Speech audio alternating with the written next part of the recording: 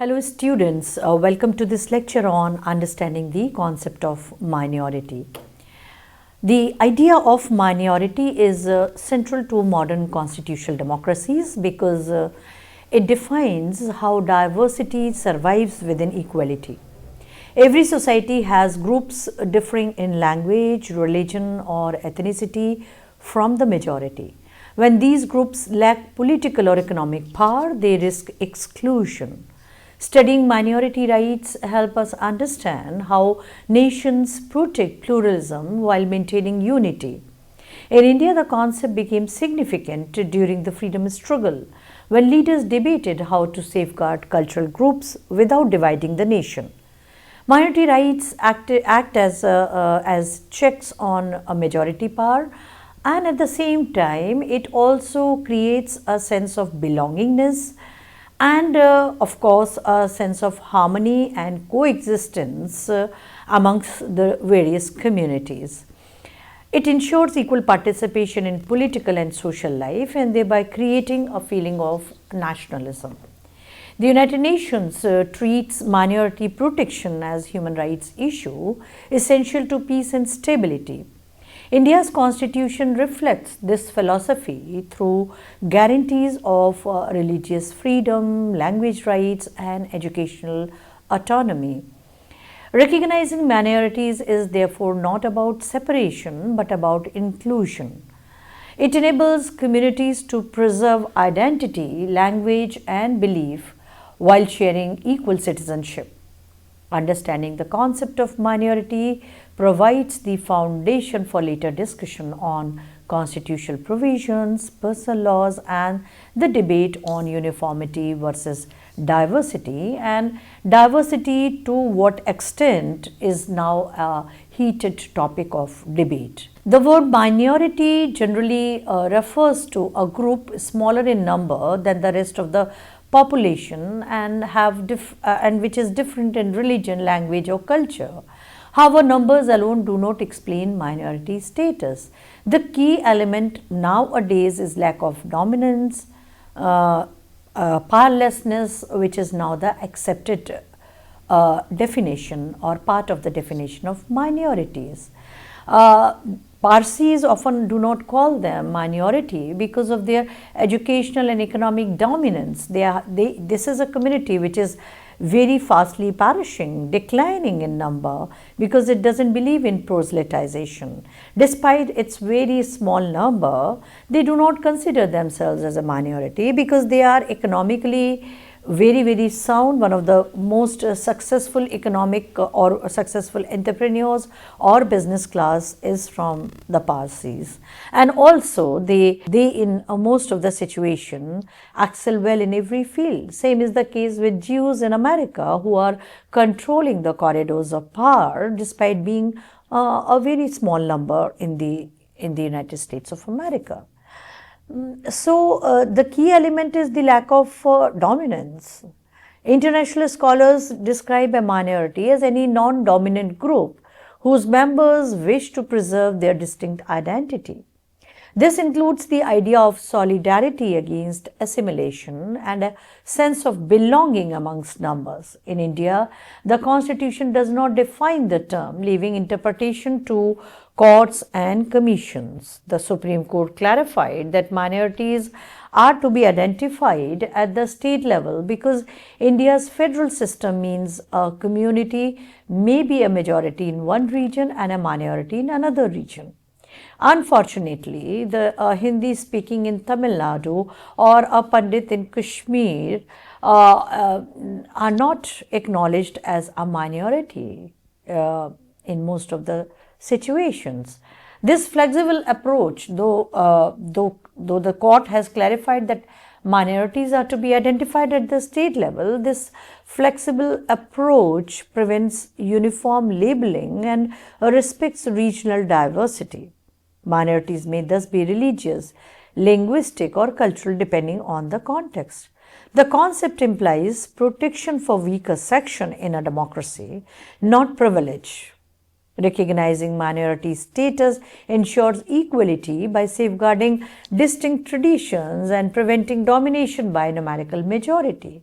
It is a democratic necessity that complements the universal rights of citizenship. The protection of minorities as a legal idea originated in early 20th century Europe. After World War I, new states created from empires contained many ethnic and linguistic groups. The League of Nations introduced special treaties to guarantee their rights to education and religion. Although limited in scope, these treaties established the principle that international peace depends on protecting minorities. After World War II, the United Nations expanded this framework through the Universal Declaration of Human Rights, 1948, and later the International Covenant on Civil and Political Rights in 1966. Article 27 of that covenant recognized that persons belonging to minorities have the right to enjoy their culture, profess and practice their religion, and use their language and preserve it. These global instruments transformed minority protection from diplomacy to human rights. When India drafted its constitution, members of the Constituent Assembly drew inspiration from these principles. Articles 29 and 30, guaranteeing cultural and educational rights, reflect the influence of the post-war global movement for equality and diversity. Thus, India's domestic model of minority protection forms part of a wider international consensus on pluralism and peace. Sociologists view minorities not simply as groups with smaller numbers, but as communities occupying a subordinate position in power relations. Louis Wirth described a minority as a group singled out for differential and unequal treatment. Sociological analysis emphasizes prejudice, discrimination, and exclusion as defining features. In India, minorities often differ by religion or language, but their status also depends on access to education, wealth, and political representation. T.K. Oman argues that minorities in India are status groups whose recognition is essential for maintaining cultural diversity. This approach moves beyond statistics to examine everyday inequality. A community may be numerically large yet socially marginalized if it lacks influence over decision making or decisions affecting its welfare. Understanding minority status through sociology helps policymakers design inclusive programs addressing both identity and deprivation. The Indian experience shows that pluralism succeeds only when equality of dignity accompanies numerical diversity.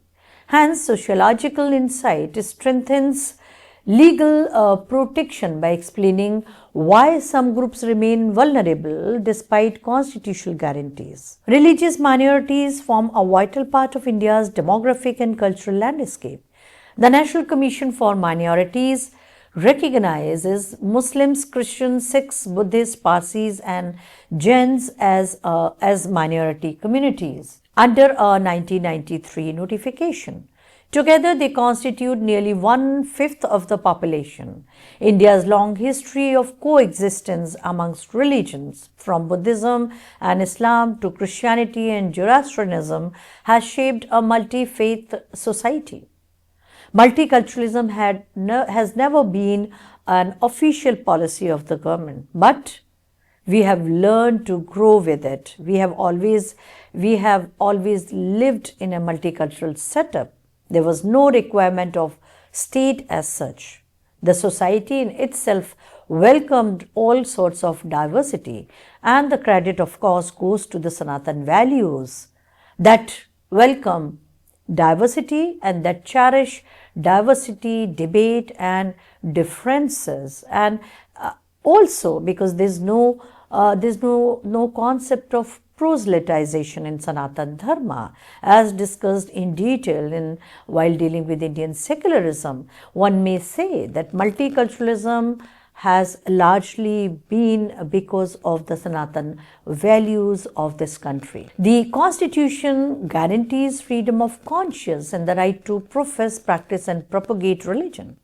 The multicultural fabric of India was given a constitutional cloak through all these provisions, and by declaring India a democratic, secular republic, which is committed to guarantee or ensure liberty, justice, and equality to all. Besides the preamble, the Constitution also gives a number of other freedoms like freedom of conscience, right to profess, practice, and propagate religion.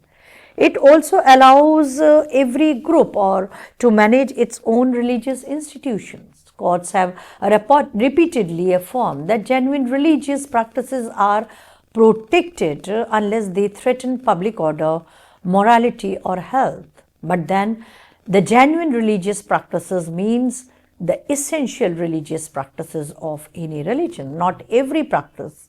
And what is essential has been clearly defined by judiciary as being something which is mentioned in the scriptures of that particular religion.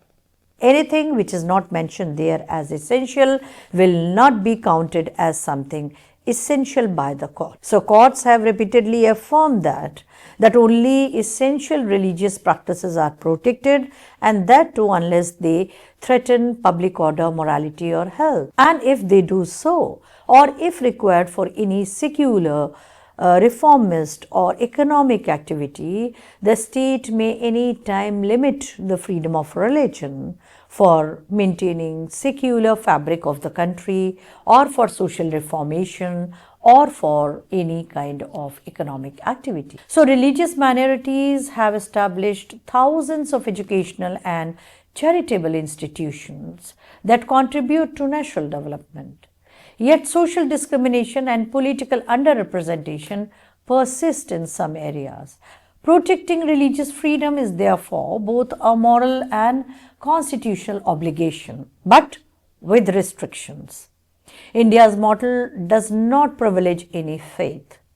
India, when became independent, refused to declare any religion as its state religion, despite 80% of Hindu majority in the country, and despite the fact that India at that time was surrounded by theocratic state on all the sides. East, west, we were having and are having Islamic states of Pakistan and now Bangladesh, and then Hindu Nepal. So this kind of situation, or this kind of realities, and with 80% of the majority being Hindu, the Indian state was very much in a position to declare it as a Hindu Rashtra, though the roots or the traces can still be found in the constitution regarding that.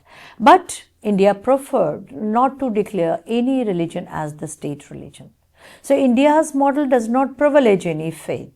It promotes equal respect and equal distance among all religions, reflecting the spirit of composite culture and secular democracy. Definitely, our secularism is different from the Western secularism, as we do not believe in the separation of state and church or state and religion.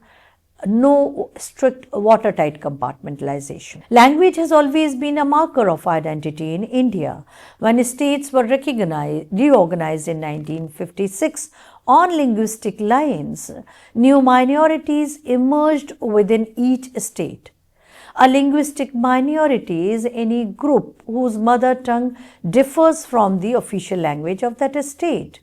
To safeguard their rights, Article 350A requires states to provide instructions in the mother tongue at the primary stage of education, and Article 350B establishes a special officer for linguistic minorities to monitor compliance. These constitutional mechanisms promote inclusion by ensuring that children can learn in their native language without losing access to the mainstream education.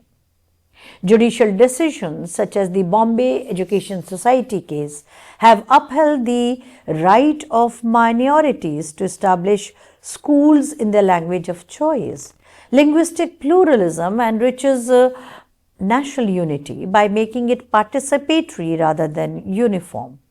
Protecting language rights encourages creativity, preserves heritage, and prevents cultural alienation. In a multilingual democracy, linguistic minorities represent the living expression of India's cultural federalism, ensuring that unity is built through understanding, not assimilation. A group becomes a minority not solely because of numbers, but because it lacks dominance in power or influence, or because of powerlessness also. So, numerical inferiority combined with non-dominance creates vulnerability. Women, for instance, constitute half of humanity, yet remain a sociological minority in decision making. Similarly, a religious group may be sizable in population but powerless in governance. Indian courts have recognized this dual criteria when determining minority status. The Bal Patil judgment stressed that social, economic, and educational conditions must accompany numerical tests. This ensures that the label minority is applied where genuine disadvantage exists. The approach protects equality without fragmenting society. In a democracy, minorities require safeguard to achieve substantive parity with the majority. Recognizing non-dominance as part of the definition highlights that minority rights are instruments of justice, not concessions. They prevent marginalization by balancing participation and protection. Understanding that both numerical and power dimensions clarifies why constitutional guarantees remain essential even in societies that appear demographically diverse. International law provides the backbone for modern minority protection. The UN Charter 1945 affirmed equality of nations and peoples. The Universal Declaration of Human Rights of 1948 declared that everyone has the right to freedom of thought, conscience, and religion. The International Covenant on Civil and Political Rights, 1966, specifically recognized minority, cultural, and linguistic rights in Article 27. UNESCO's Convention Against Discrimination in Education in 1960 reinforced similar principles. Later, the United Nations Declaration on the Rights of Persons belonging to national or ethnic, religious, and linguistic minorities, 1992, codified these norms. States are obliged to promote participation, preserve identity, and protect from forced assimilation. India, as a party to these instruments, reflects their spirit in constitutional provisions and policy, though much earlier than these instruments. The global framework elevates minority protection from charity to legal duty, linking domestic governments with the universal human rights standards. These instruments remind nations that peace and justice depends on respecting differences. For India, they validate the constitutional design that treats diversity as a value rather than a problem. And diversity has been a centuries-old characteristic of Indian society. When India's constitution was framed, the question of minority rights was passionately debated. Leaders feared that excessive protection might divide citizens, while inadequate safeguards could alienate communities. Members like S.C. Mukherjee and K.M. Munshi argued that cultural and educational autonomy would integrate minorities by giving them confidence. Dr. Ambedkar emphasized equality of citizenship combined with freedom of conscience. The Assembly finally rejected separate electorates but guaranteed cultural and educational rights under Articles 29 and 30. This compromise balanced unity with diversity.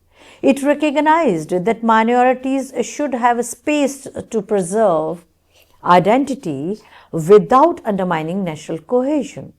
Debates also clarified that secularism in India means respect for all faiths, not indifference. The framers saw diversity as India's historical strength and wanted constitutional law to protect it permanently. Their vision continues to guide courts and policy makers in interpreting minority rights as instruments of inclusion, reinforcing that India's unity is built on trust among its many communities. The distinction between minorities and backward classes is crucial for understanding India's system of social justice. Minorities are defined by identity, religion, or language, whereas backward classes are identified by social economic criteria. The Constitution addresses backwardness through Articles 15, Clause 4 and 340, empowering the state to provide affirmative action. Minority protection, on the other hand, focuses on preserving culture and educational rights under Article 29 and 30. While both aim to promote equality, their logic differs. Minority safeguards defend identity-based rights, while reservations and welfare programs help overcome structural advantages. Overlap exists, such as when some minority groups are also socially and economically backward, but policy responses remain distinct. The Sachar Committee 2006 and Rangnath Mishra Commission 2007 both observed that Muslims and Christian Dalits suffer dual disadvantages and need targeted support. However, courts have clarified that backwardness cannot automatically confer minority status. Understanding this distinction prevents policy duplication and ensures that measures addressing inequality remain both inclusive and constitutionally valid. The coexistence of these two categories, identity-based and class-based protection, illustrates India's nuanced approach to equality, recognizing that justice requires balancing cultural freedom from economic opportunity. Let us see minorities' identification in judicial practice. So, judicial interpretation plays a vital role in determining who qualifies as a minority and what protections apply. The Supreme Court in TMA Pai Foundation versus State of Karnataka 2002 ruled that minority status must be judged within the state, not the entire country, since India's federal structure varies across regions. This means that a linguistic or a religious group may be a majority nationally but a minority locally. In Bal Patil versus Union of India 2005, the court emphasized that the concept of minority should not be expended unnecessarily. It must serve genuine protection, not political advantage. So, judicial reasoning links minority rights with national integration by ensuring that autonomy does not lead to isolation. Courts have also defined the scope of minority institution, clarifying that while autonomy exists in administration, regulatory measures for quality and accountability remain valid. These decisions prevent misuse of minority status and strengthens the spirit of equality. Through careful interpretation, the judiciary balances the rights of minorities with the duty of the state to maintain social harmony, ensuring that minority rights remain instruments of empowerment rather than division. The purpose of minority rights. Minority rights exist to protect the integrity and participation of diverse communities within a single political framework. They are not special privileges, but constitutional mechanisms that guarantee equal dignity and opportunity for all citizens. In democratic societies, majority rule must operate within limits that prevents domination. Minority rights ensure that groups differing in faith, language or culture can preserve their identity while enjoying full citizenship. The Indian Constitution envisions this through Article 29 and 30, which secure the right to maintain a distinct culture and establish educational institutions. These safeguards help minority communities achieve representation in public life and confidence in governance. Internationally, minority rights are linked with the peace building because exclusion often fuels conflict. In India, they function as bridges between communities, transforming diversity into strength. The ultimate purpose is integration through recognition, not assimilation. By granting minorities cultural space, the Constitution protects national unity by ensuring that every citizen, regardless of community, feels equally valued and of course represented. Hence, minority rights are central to sustaining India's democratic pluralism and inclusive development. Well, let us see secularism and minority protection in India. Secularism in India means equal respect for all religions rather than separation, strict separation between a religion and a state, as it is the case in West. In fact, when we use the term religion in the context of secularism, it has nothing to do with dharma, that is the Sanatan Dharma, that constitutes the bedrock of Indian society and Indian social, cultural, political system. For this is a bundle of values, a bundle of philosophical traditions that believes in coexistence, that celebrates diversity and differences. Therefore, in bringing secularism as a political solution to India in lock, stock, barrel is not really fair. The Indian state is neither anti-religion nor theocratic.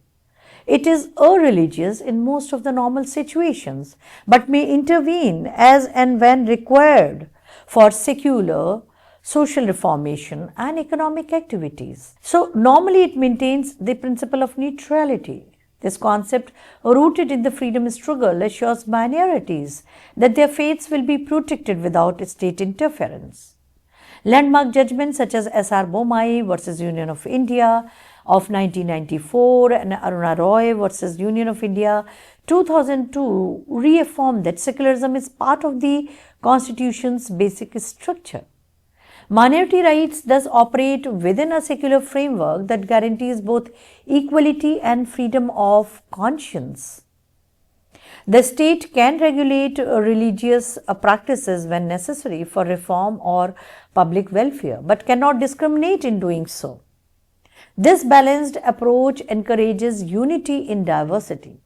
It allows multiple religious identities to coexist without undermining national solidarity and national unity. There has to be Sarv Dharma Sambhavam with a happy feeling of coexistence.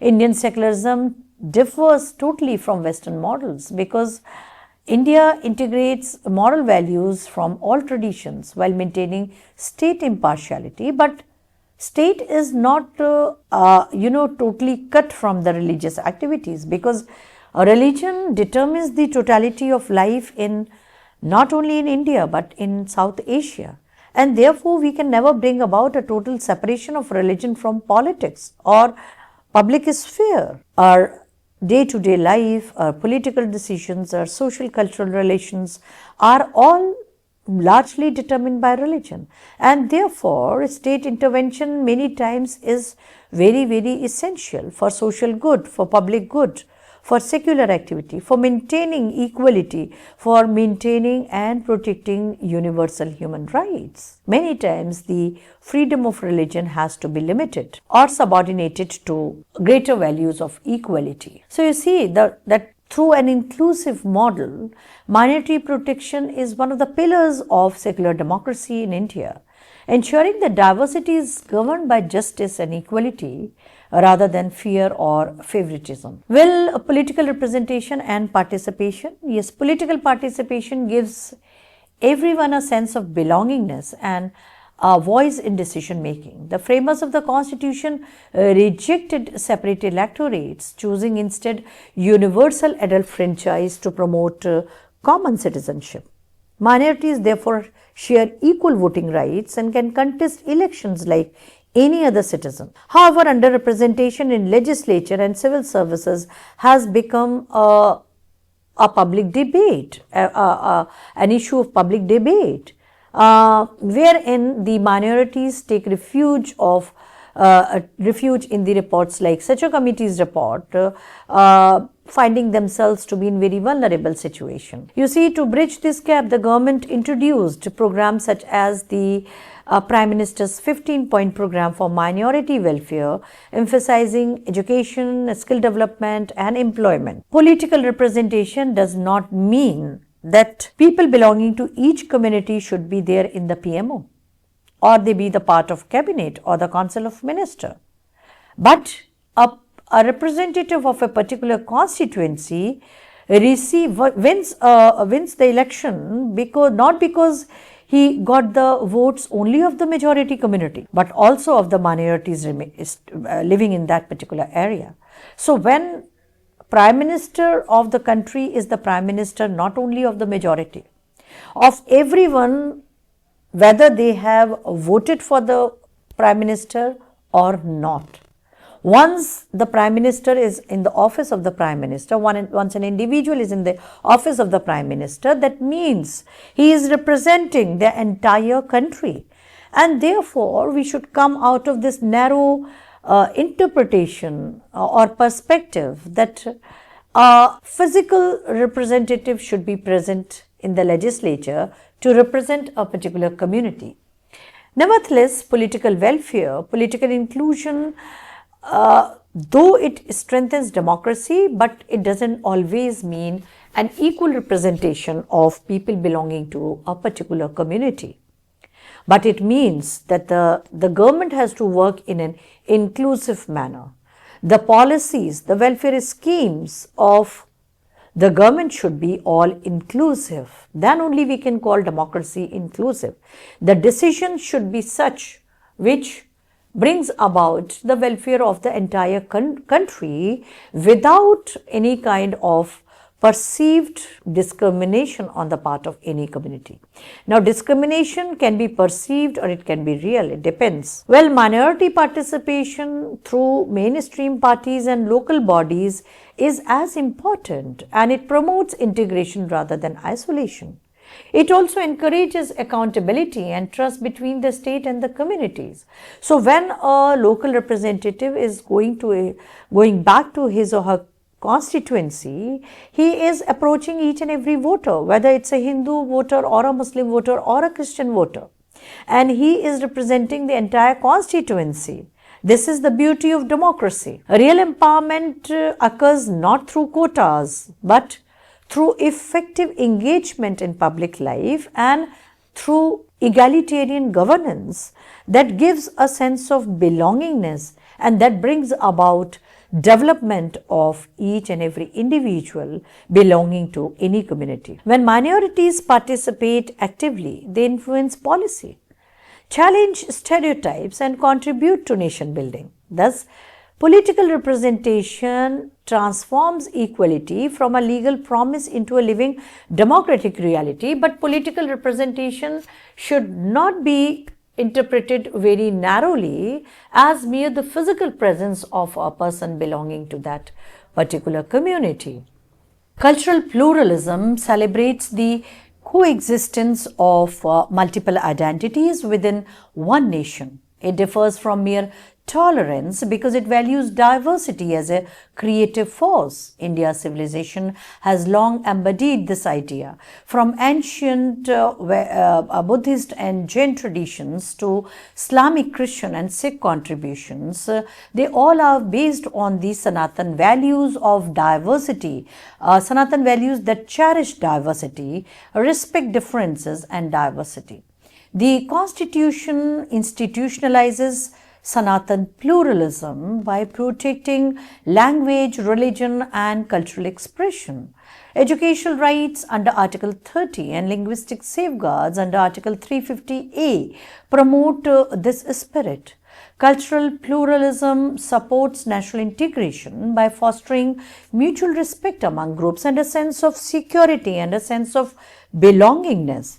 It rejects forced assimilation and promotes dialogue. In practice, this means preserving regional festivals, minority language, and art forms while maintaining a common civic identity. Programs such as Ek Bharat, Shresht Bharat and heritage conservation schemes build unity through cultural exchange.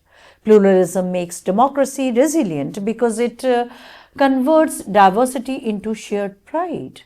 National integration thus emerges not from uniformity but from the confident participation of every community in the life of the nation. Contemporary challenges, despite strong constitutional foundations, minorities continue to face challenges in education, employment, and social inclusion.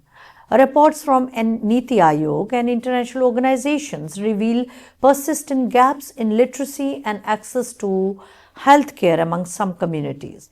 Rising digital divide and misinformation amplify prejudice, especially on social media. Hate speech and communal polarization on both the sides of the community threaten the spirit of secularism. Many minority institutions struggle with inadequate funding and bureaucratic oversight. Addressing these challenges requires transparent policies, community participation, and strict enforcement of equality laws. Recent initiatives like digital literacy programs and scholarships under the Ministry of Minority Affairs are steps in the right direction. However, empowerment must go beyond welfare by focusing on greater representation and dignity. The goal is to create an environment where diversity is respected in daily life, not merely tolerated. Continuous dialogue between the state and communities remain essential. Moreover, one of the tolerance and equality are the two important pillars of Indian secularism, and tolerance is required not only on the part of the majority but each community.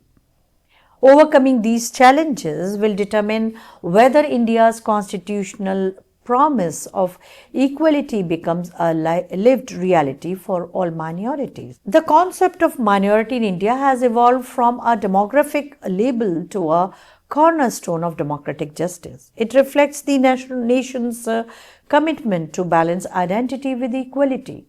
From global human rights instrument to constitutional debates and judicial interpretation, every stage has reinforced the principle that diversity strengthens democracy.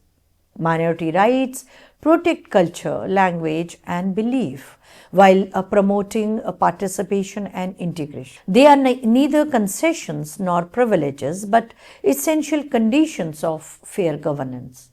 In the 21st century, new challenges like digital exclusion, misinformation, economic disparity, greater emphasis on uniformity, on equality, and subordination of freedom of religion, which is also a mandate from our constitution, that if freedom of religion is in clash with other fundamental rights, then the other fundamental right will prevail and freedom of religion will be limited or subordinated to that. Uniform civil code, the issues like women's rights, gender parity in all the communities, revisiting personal laws and gender equality, they require renewed commitment to inclusion and a greater sensitization.